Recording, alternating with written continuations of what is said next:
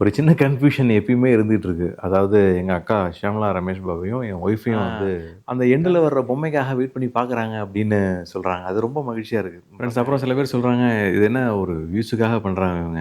இதெல்லாம் கனவுல மட்டும் தாங்க நடக்கும். இப்படிலாம் நிஜ வாழ்க்கையில் நடக்காது. இப்படிலாம் யாராலுமே இருக்க முடியாது. லைஃப்ப வந்து பார்த்து பார்த்து பண்ண முடியுமா? இல்லாம நம்ம வாழ்க்கையில மத்த எந்த விஷயங்கள் பண்ணாலுமே, அது எல்லாமே அது அதுக்குரிய பலன தருமா?" அப்படின்னா, அது வந்து கேள்விக்குறி தான். கண்டிப்பா தராது. ஹாய் ஃப்ரெண்ட்ஸ், வணக்கம். எல்லாம் எப்படி இருக்கீங்க? சூப்பராக இருப்பீங்க அப்படின்னு நினைக்கிறேன். So welcome to hello Aarthi cafe.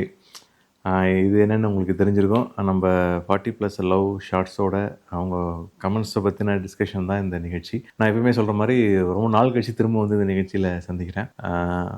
முதல்ல வந்து எல்லாருக்குமே வந்து நன்றிகள் பல. அவ்வளோ சூப்பரான கமெண்ட்ஸு, பாசிட்டிவ் கமெண்ட்ஸு. நிறைய விஷயங்கள் உங்கள்கிட்டருந்து கற்றுக்குறோம். நிறைய எங்கள் லைஃபோட வந்து உங்களுடைய ஷார்ட்ஸை வந்து பொருத்தி பார்த்துக்க முடியுது. எங்கள் வீட்டில் இப்படி தான் நடக்கும். எப்படி எங்கள் வீட்டில் நடக்கிறதே அப்படியே நீங்கள் வந்து லைவாக காட்டுறீங்க. நிறையா சொல்ல முடியாத விஷயங்கள, மனசில் சொல்ல முடியாத விஷயங்கள அழகாக சின்ன சின்னதாக ஒரு ஷார்ட்டில் சொல்லிடுறீங்க.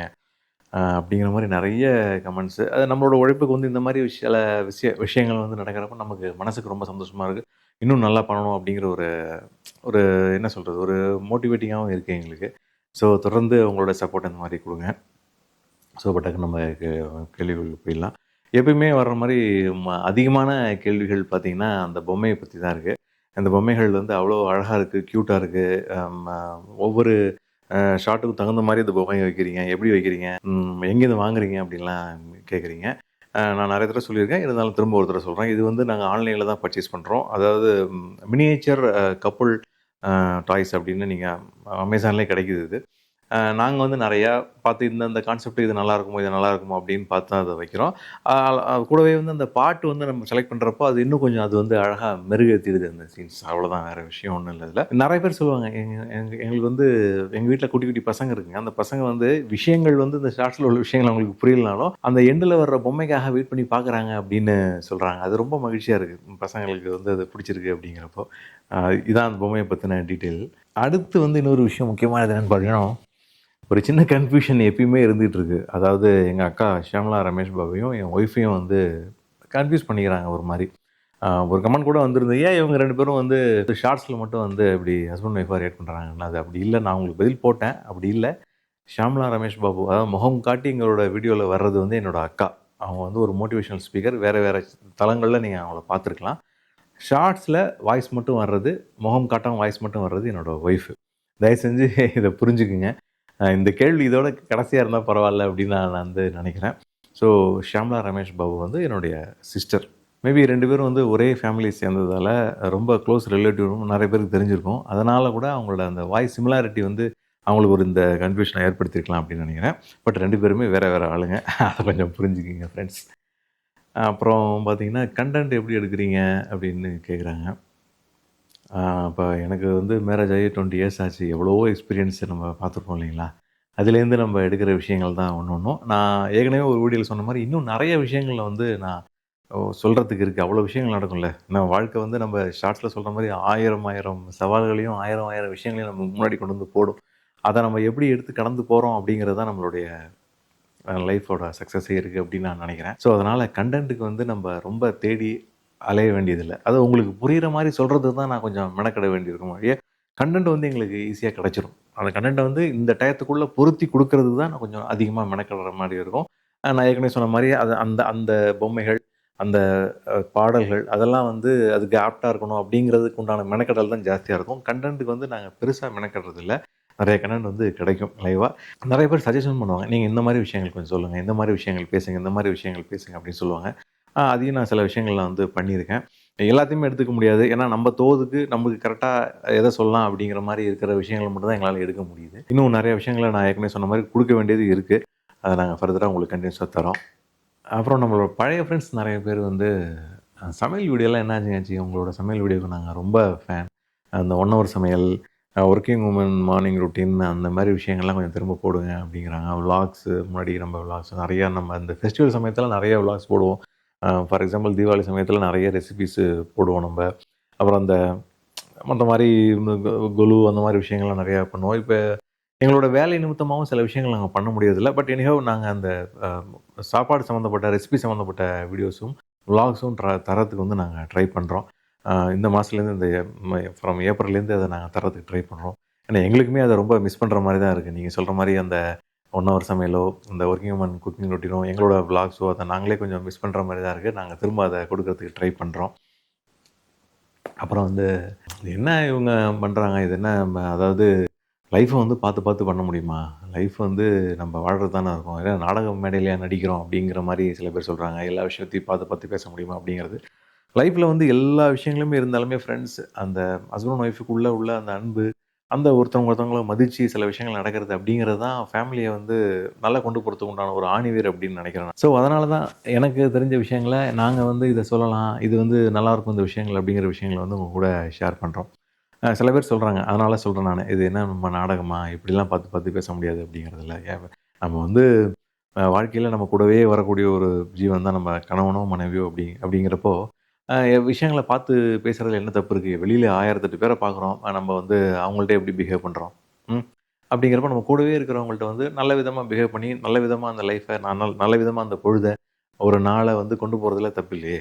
நம்ம ஒவ்வொரு நாளையும் அழகாக பதிவு பண்ணுறதுல எந்த ஒரு தப்பும் இல்லை.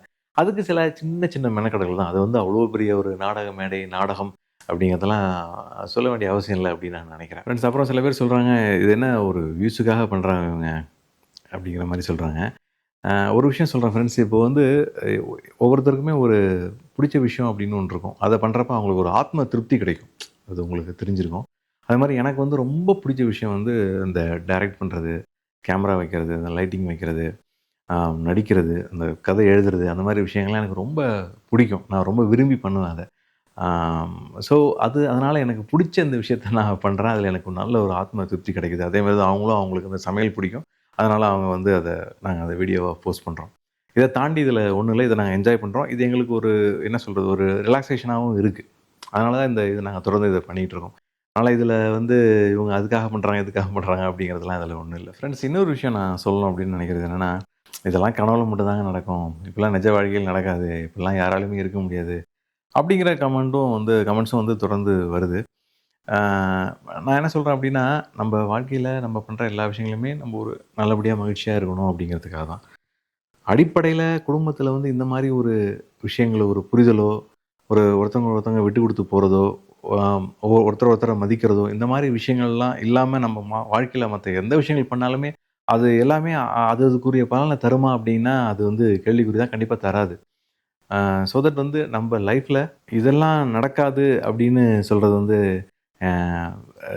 என்னால் அக்செப்ட் பண்ணிக்க முடியல. ஏன்னா அது கண்டிப்பாக நடக்கும். நம்ம தான் அதை நடத்திக்கணும். அதனால் அந்த மாதிரி கமெண்ட்ஸ் போடுற ஃப்ரெண்ட்ஸ் ஒரு செகண்ட் நீங்கள் யோசித்து ட்ரை பண்ணி பாருங்கள். உங்களாலேயும் முடியும். எல்லாருடைய வாழ்க்கையிலையும் இந்த விஷயத்தை ஈஸியாக கொண்டு வர முடியும். இது வந்து ரொம்ப செய்யவே முடியாத ஒரு கஷ்டமான காரியம் அப்படிங்கிறது கிடையாது. ஒருத்தவங்கள அழகாக புரிஞ்சுக்கிட்டோன்னா, அவங்களோட நான் ஏற்கனவே நம்ம ஷார்ட்ஸில் சொல்ல மாதிரி அவங்களோட குறை நிறைகளோடு அப்படியே புரிஞ்சுக்கிட்டோம்னா வாழ்க்கை வந்து கண்டிப்பாக சொர்க்கம் தான். அப்புறம் நிறைய பேர் வந்து டாட்டரோட ஸ்டடீஸ் பற்றி அப்டேட் பண்ணுங்க அப்படின்னு சொல்லியிருக்காங்க. என் டாட்டர் வந்து 12th எக்ஸாமு 12th இந்த வருஷம் எக்ஸாம் ஆல்மோஸ்ட் முடிஞ்சிருச்சு எல்லாமே. So waiting for results. So அது எல்லாமே முடிஞ்சதுக்கப்புறம் நாங்கள் உங்களுக்கு அப்டேட் பண்ணுறோம் அதை பற்றி. அப்புறம் சில விஷயங்களை எழுதி வச்சுருக்கேன், நான் மறந்துடுவேன் அப்படிங்கிறதால. அப்புறம் அந்த நம்மளோட டிஷர்ட்ஸ் பற்றி ரெகுலராக கேட்குற விஷயங்கள், எங்கே வாங்குறீங்க எல்லாம் கேட்பாங்க. நம்ம ரொம்ப நார்மலாக கிடைக்கிற கடைகள் தாங்க, ரொம்ப காஸ்ட்லியான டிஷர்ட்ஸ்லாம் கிடையாது. நார்மலாக கொஞ்சம் அதுக்குமே நம்ம அந்த மற்ற விஷயங்களுக்கு மெனக்கிடுற மாதிரி டிஷர்ட்டு கொஞ்சம் மெனக்கிடுவோம், அவ்வளோதான். இயல்பாகவே எனக்கு அதில் வந்து அந்த மாதிரி டிஷர்ட்ஸ்லாம் இந்த மாதிரி டிஷர்ட்ஸ், இந்த பிரிண்டட் டிஷர்ட்ஸ் போடுறதுல எனக்கு ஒரு ஆர்வம் உண்டு அப்படிங்கிறதால, ஸோ இது ஒரே கல்லில் 2 மாங்காய் மாதிரி இதுக்கும் யூஸ் பண்ணிக்கிறேன், அதுக்கும் யூஸ் பண்ணிக்கிறேன், அவ்வளோதான், வேறு ஒன்றும் விஷயம் இல்லை. ஸோ அகிலாவோட வாய்ஸ் வந்து ரொம்ப நல்லாயிருக்கு, அக்காவோட வாய்ஸ் ரொம்ப நல்லாயிருக்கு, ஸோ அப்படின்னு நிறைய கமெண்ட் வரும் டெய்லி. ஸோ உங்களுக்கும் நன்றிகள் பல. அவங்க ஏன் வீடியோவில் வர்றதில்லை அப்படிங்கிறதுக்கு நிறைய தடவை நான் பதில் சொல்லிட்டேன். அது வந்து அவங்களோட விருப்பம். அவங்களுக்கு வந்து மீடியாவில் வர்றதுக்கு விருப்பம் இல்லை.